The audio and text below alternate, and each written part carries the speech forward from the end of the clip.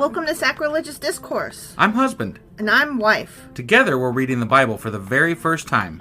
We grew up without religion and wanted to know what all the fuss was about. Well, what have we learned so far? That God is a dick, and apparently some people believe in talking donkeys? We're not trying to pass ourselves off as experts. Nope, we're just reading the Bible for the first time and giving our first take reaction. If you'd like to join us in this venture, you might consider starting at episode 1. Otherwise, jump in wherever you like. All right, let's go read the Bible. Yeah, let's get to it.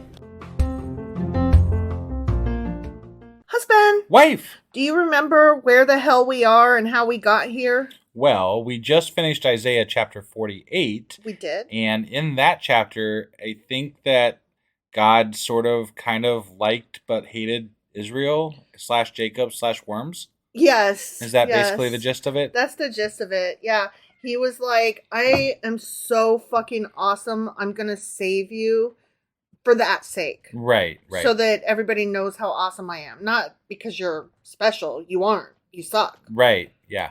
So that was, basically that's been it for like a few chapters now. Yeah. But that was Isaiah chapter 48. Sure as fuck was. And today we're getting into Isaiah chapter 49. All right, let's do this. Okie dokie.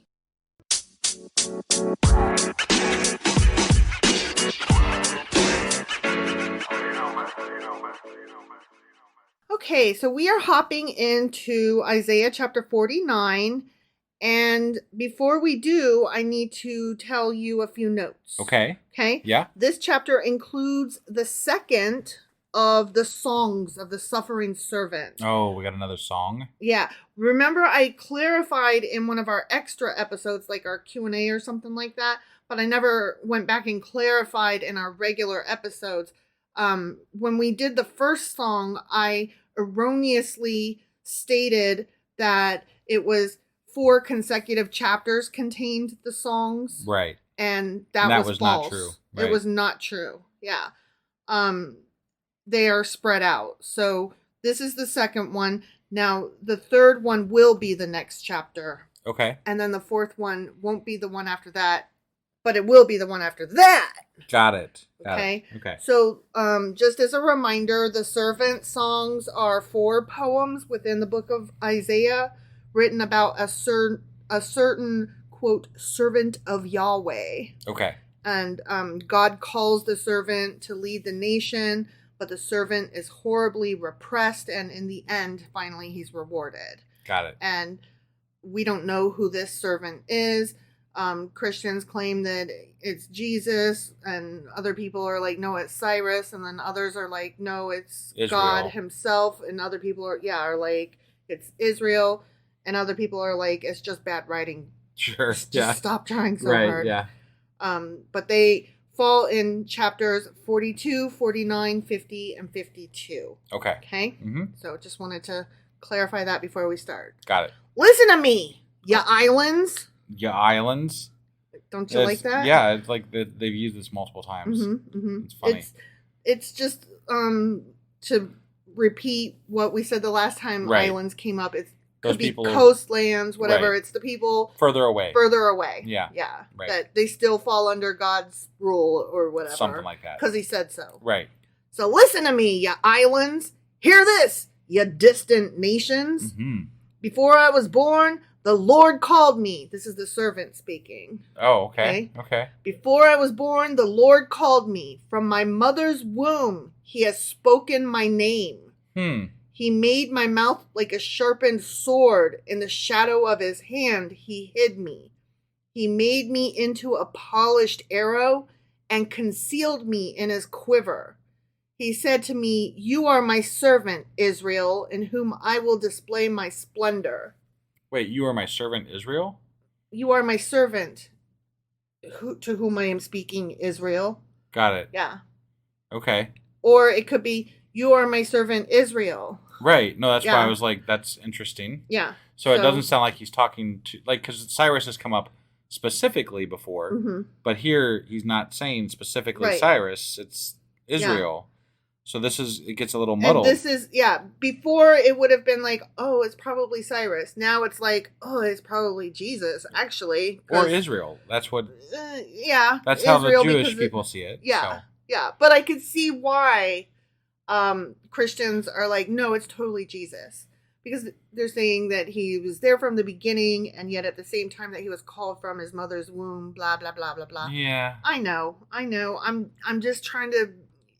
But there's also, you could also say, so, I mean, there's been a lot of talk in the Old Testament about how how God forms human beings in the womb. Like, he's got a part in forming you in the womb. Yeah. All it's saying is that he formed this person, whoever it is, in the womb, just like everybody else, but made them a weapon for him. Which Jesus was supposed to be. Right, but that doesn't make this person specifically, not knowing who it is they're talking about, any more specifically special than anybody else that's born. Look, I'm not saying that this is Jesus.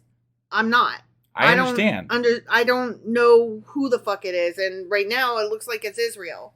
Although last time the servant came up, it seemed like it was Cyrus. I take offense when we say Jesus, because I don't want to give this book any credit that it's not due. Well, and I'm coming from a similar but contradictory place, because I will only give what's due because it's so fucking ridiculous that I could criticize it on many, many levels. So this same book, though, claimed that it knew that Cyrus was going to do these things to Babylon, right? And save and free the Israelites and all that, right? They knew his name. Yeah. Hypothetically in the canon of the Bible. 200 years before Cyrus. And many Christians believe that that's the case as well. So if we're taking it from that standpoint, where they knew that this person was going to be that specific person, right? Why can't we name fucking Jesus? Right. Why can't we can name Cyrus, but we can't name Jesus? I call bullshit. Right, that's true. So it doesn't, I understand that Christians want to see it this way, but that is not how I see it at all. Like, I don't think that is anything, I don't, that is a large leap to make, given the context that we're in. And I know we're reading it with the knowledge that we're going to be going into the New Testament, and Christians do see it this way. But if I'm looking at it from the perspective of a Jewish person or Judaism, I don't see it at all. Okay. It's just the same blather that we've heard on and on. Let me say, if I was walking into this as I am, not aware, then yeah, I would have no inkling or whatever.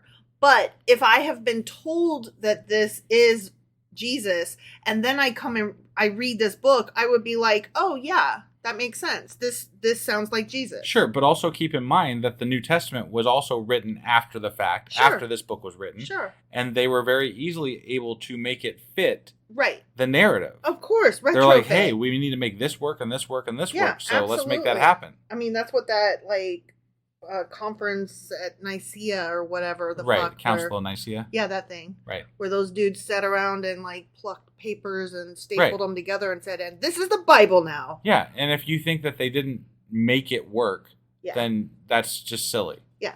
No, I totally agree with you. This was written by men. It was written by men, and that's it. Yeah. Period. Right. Yep.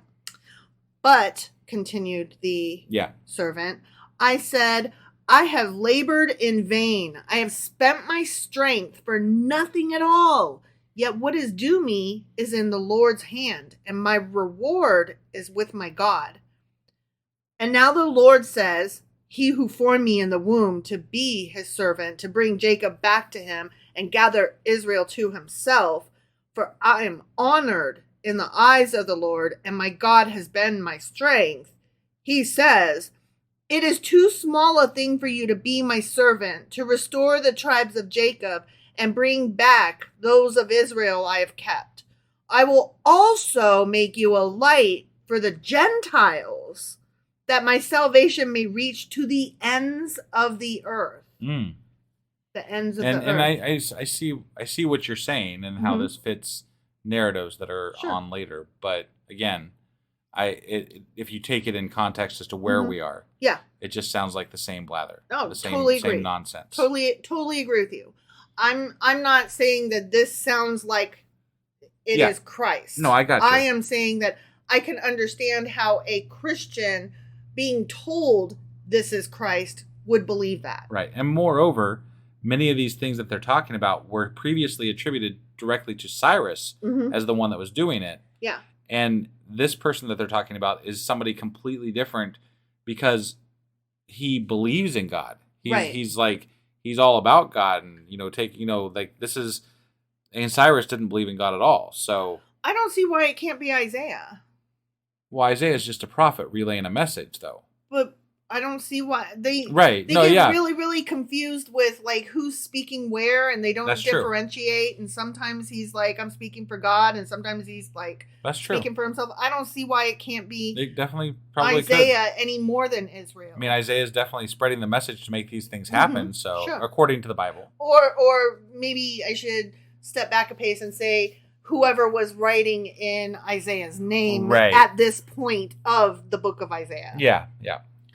This is what the Lord says, the Redeemer and Holy One of Israel.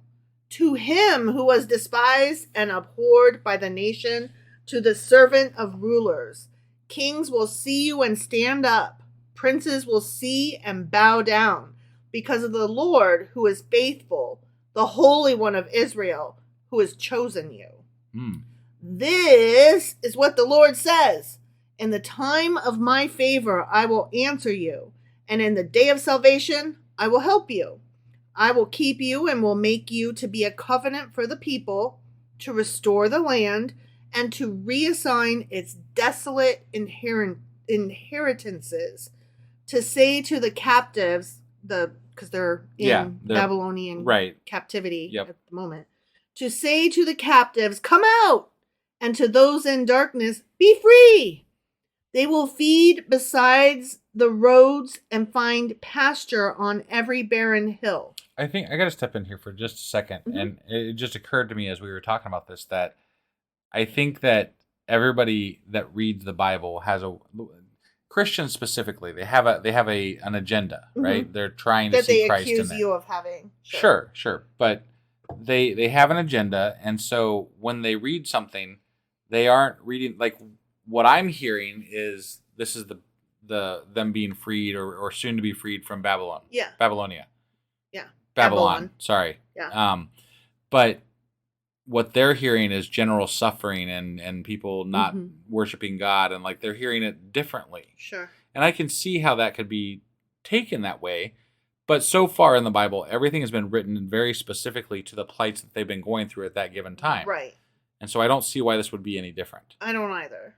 So that's again just I know I'm kind of going on about stuff here, but like it's really bothering me how this is supposed to relate to Jesus, and I don't want to relate it to Jesus. And I know I keep saying that, but there's other ways to hear this, you know? So right.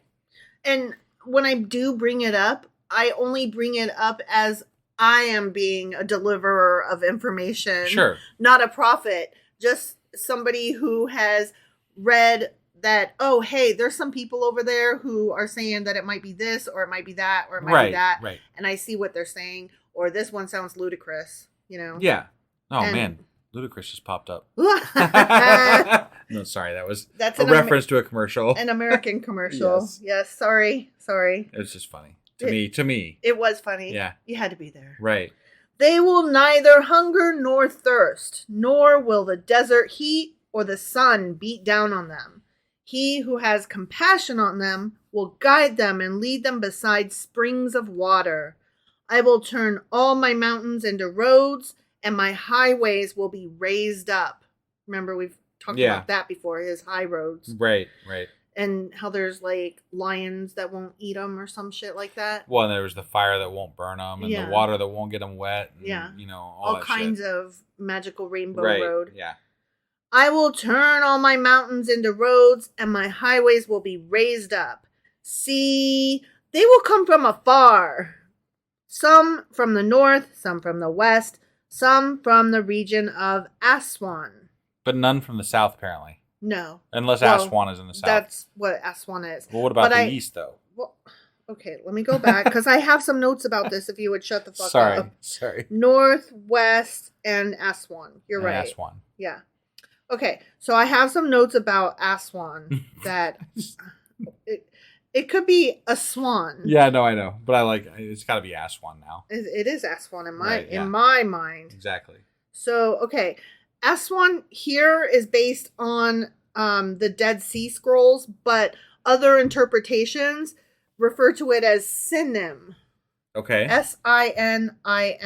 Okay. Okay. Yeah. And like those only vaguely sound similar, right? Like Aswan and Sinim. Yeah. They don't sound at all like to me. Well, I mean, they both have a S and an N. Oh, okay. I don't know. I'm stretching there. All right. But anyway, a word that can be found. This is a word that can only be found here in the Bible. It's never mentioned again. Okay. And it could be interpreted as Persia because of some similar word used in the Septuagint, the Greek version. Okay.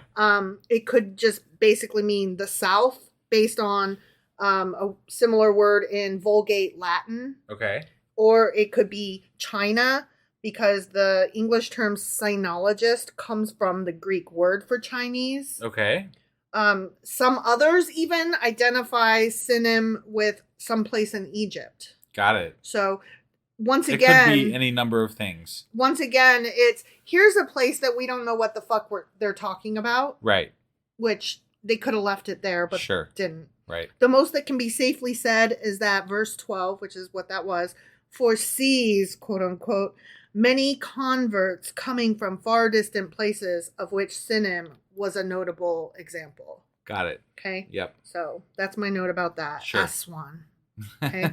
Some from the region of Aswan. Shout for joy, you heavens! Rejoice, you earth! Burst into song, you mountains! I'm going to tell you that. He just took all the mountains and made them roads, though. Well, now they're back again. Now they're singing. Okay. When I wake you up in the morning, I'm going to say, burst into song, you mountain! And I'm going to be like, Yeah, no that's thanks. what I'm going to do. Because that's just funny. Mm-hmm. For the Lord comforts his people and will have compassion on his afflicted ones. But Zion, and here they're speaking of a specific mountain. Okay. The Mount Zion. Okay. But Zion said, the Lord has forsaken me. The Lord has forgotten me. So the people over there are like, oh no, God doesn't have anything to do with us anymore. This is bullshit. He divorced us is the term that's used in other translations. Got it. Okay. And so this person is saying for God, can a mother forget the baby at her breast and have no compassion on the child she has born? Though she may forget, I will not forget you. Which that sounds weird, but what he's saying is, you know how a mom with a newborn will never forget to feed her child? Right. I'm even more than that. Not going to forget you. Okay. I'm the awesomest at remembering. Okay. Because I'm God. Right. You know? Right. See, I have engraved you on the palms of my hands. Your walls are ever before me. That's back to that. There were specific groups that were doing that to show their... Yes. Wait. So this isn't God talking then, right? Or is it God? This is still the servant. Okay. Yeah. All right. So, but yes and no. And this is where we get into it could be Jesus because one of the examples that was pointed out was when he was crucified. Mm-hmm. The nails went through the palms of his hand. My God. And so we are written on his hands. I see. Yeah. But yeah, there was some practice common among the Jews at that time of making marks on their hands or arms by punctures on the skin with some sort of sign or representation of the city or temple, for example, Jerusalem, to show their affection and zeal for it. Got it. So okay, it's a fair point to bring up. I hate it, but there it is. Sure. Again, you can make things fit after the fact. Absolutely. Any which way you want. Absolutely. This is definitely as valid as a tarot reading. Right. You know, that coincides. Yep. Okay, so see, I have engraved you on the palms of my hands. Your walls are ever before me. Your children hasten back, and those who laid you waste depart from you. Lift up your eyes and look around. All your children gather and come to you. As surely as I live, declares the Lord, you will wear them all as ornaments. You will put them on like a bride. See, now, there was not a good break, and it sounds like the Lord's been talking the whole time because... It's in quotes, though. So somebody is speaking for the Lord. All right, that's fair. And it's Isaiah or somebody writing for Isaiah, as Isaiah, speaking as this servant, whomsoever he may be, for the Lord. So it's just really bad writing. It's horrible because we're like so meta here. We're like 4 people deep. Right. Of speaking for. Yeah, yeah. Like it's fucking servants all the way down. I don't even know what to say. Like, what are these people, you know? Right. Though you were ruined and made desolate, blah, blah, blah, devoured, you will be far away. The children born during your bereavement will yet say in your hearing, this place is too small for us. Give us more space to live in. Then you will say in your heart, who bore me these? I was bereaved and barren. I was exiled and rejected. Who brought these up? I was left all alone, but these, where'd they come from? This is what the sovereign Lord says. See, I will beckon to the nations. I will lift up my banner to the peoples. They will bring your sons in their arms and carry your daughters on their hips.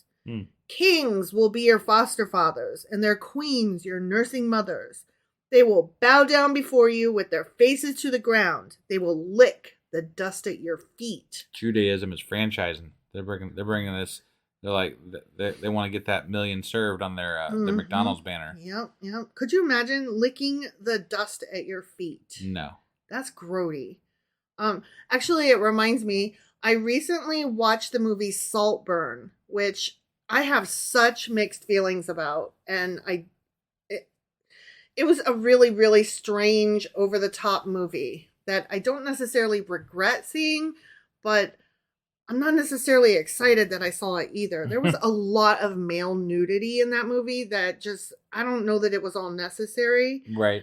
There was no female nudity, but anyway, this guy was in love so hard with this other guy, kind of, that he's looking in the bathroom. He sees his guy that he's in love with in the bathtub jerking it. And so then when dude leaves the bathroom, then this main character guy goes in and drinks some of the bath water. I'm not sure you can even say that on the fucking... The bath water. Jesus Christ. Drank the bath water. Stop. That's horrible. Oh fuck! Well, that's when it says they'll lick the dust at your feet. I'm I'll lick dust all day. Okay, I'm happy licking dust. Just shut up. I don't want to even drink any of that stuff. We're done. Moving along. Would you eat cat food?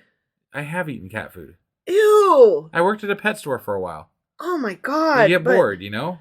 Oh, canned cat food? I tried it. Did you really? It's not good. Oh my god! Yeah.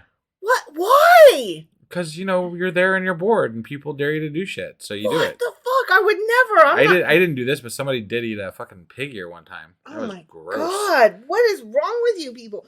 Like, they would be like, brack, brack, you're a chicken, and I would be like, abso-fucking-lutely. Well, no. What is wrong with you? It's not even that. We're just bored. We're like, I'll try it. Sure, why not? No, that is not how my brain works. No? Nope. Nope. There are some things that peer pressure will not work on. I mean, our cat seems to like it, you know? Well, yeah, but that's because she's a cat and it's made for cats. But, I mean, you know, she's a cat. What's so different, you know? Because if I drop dinner on the floor and she eats it, she barfs up a few hours later. Right. So clearly our stomachs are not the same. She needs food that's made for her. They're more meat eaters. We're omnivores, so we can eat things that they can't. Yeah. But we can also eat the same things they eat. Oh my god. I can't with you. I'm just saying. You are trying to justify trying cat food for no reason other than pure boredom and peer pressure. How can you knock it until you try it? I'm not going to. Although I'm not trying the bathwater, so. Oh my god. Stop. I was trying really hard to change the subject into a different... Like, we were arguing and your brain was off of it, right. And then you just brought it right back around. I did. You know what? Our kid and actually my ex-mother-in-law, they both ate dog biscuits. I have done that, definitely. Oh my god. Our son used to eat dog biscuits when, like, I think he had some for when he was wrestling or something, or at least one of his friends did something like that. Oh my god, what is wrong with you people? Like, what is it that says, I'm going to try this. It wouldn't even occur to me. I mean, no. Why not? You know? No. I'm just saying. It's it is what it is. Yeah. No, thank you. Then you will know that I am the Lord. Those who hope in me will not be disappointed. I'm disappointed, but we don't hope in him either. I don't hope in him. Yeah. So, whatevs. Can plunder be taken from warriors or captives be rescued from the fierce? That can happen. But this is what the Lord says. Okay. Yes, captives will be taken from warriors and plunder received from the fierce. Okay. I will contend with those who contend with you, and your children I will save.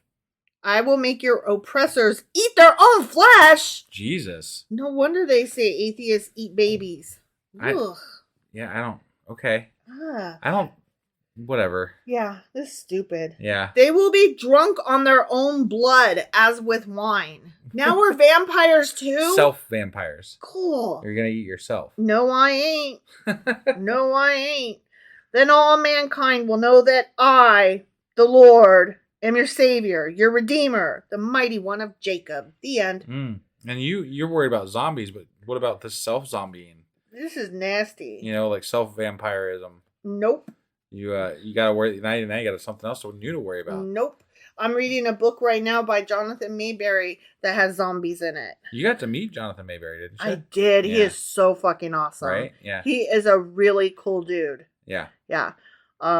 My favorite book by him is the first in his series, Rotten Ruin. I have listened to that book and I liked it a lot. It's really good. If you like zombies, that's a good zombie read. It really is. It's just fun. Yeah. It's fun.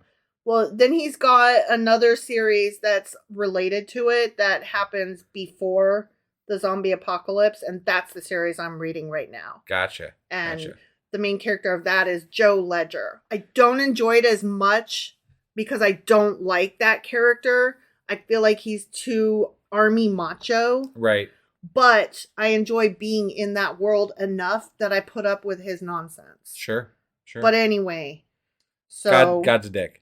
God's a dick, and zombies are scary, and I am not one. Oh, and I'm not eating people. And if you missed our Patreon episode, which we did the other day, we talked about possibly we're not going to, but we talked about how fun it would be to name our podcast "God is a Dick." Oh yeah.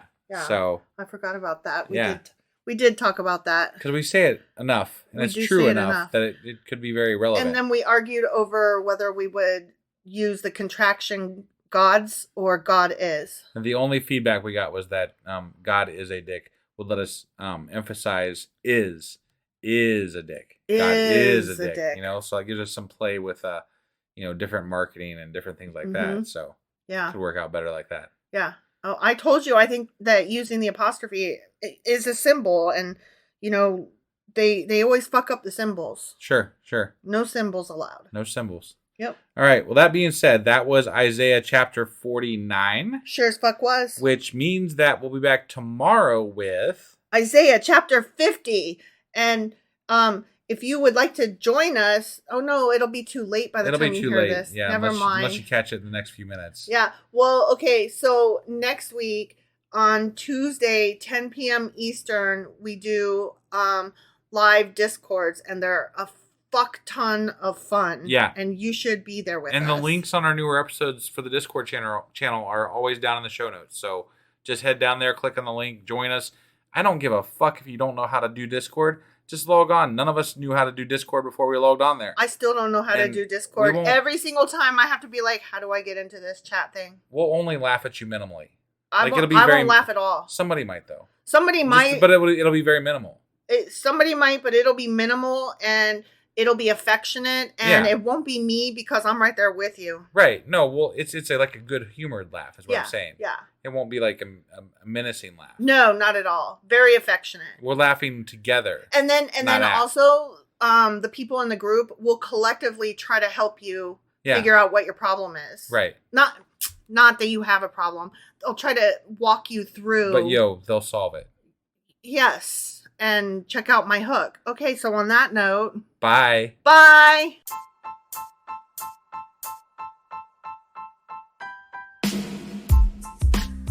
Hey, wife, I guess that's the end?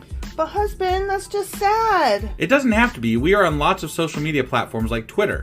Our handle there is sacrilegious_D. For D's nuts. Oh my God. Stop doing that. Anyway, we're also on Facebook, Instagram, and Pinterest. There's a link to all of our social media sites at our website. Ooh, we have a website? Yeah, it's sacrilegiousdiscourse.com, where you can also find a link to our merch shop. We have a merch shop? Yep, we have podcast-themed clothing, mugs, notebooks, and more, as well as an atheist and science-themed products. Wow, our fans should really go check that out right now. Definitely. They can get in touch with us by sending an email to sacrilegiousdiscourse@gmail.com. But before they do that, we could really use some help. Oh yeah? With what? Well, it's not free running the podcast, and we need some financial support in order to get better equipment, which will free up time so we can concentrate on our podcast and our fans. Okay, so what should they do? Head over to patreon.com/sacrilegious discourse and sign up as a contributor on our podcast. Supporters there receive additional bi-weekly episodes that we record just for our Patreon members for as little as $2 a month. Also, we'd really appreciate it if you would like and subscribe on whatever platform you're using. And Apple Podcast reviews help us out tremendously. Like and subscribe. Leave an Apple review. Join us on Twitter. Support us on Patreon. That's a lot of instructions. Don't forget to say thanks. Thanks. Okay, bye.